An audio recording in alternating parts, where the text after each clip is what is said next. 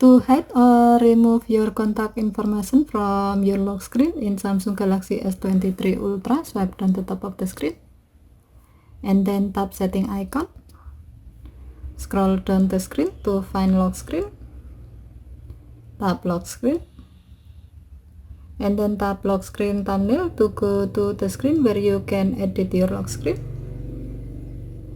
As a note, if you have enabled touch and hold to edit lock screen, you can also go to the screen by tapping and holding your lock screen. Next, tap your contact information box. Erase your current information. Leave it empty and then tap done button. Tap done button again to save the change. Now your contact information will be removed from your lock screen. Thank you for watching. Have a nice day.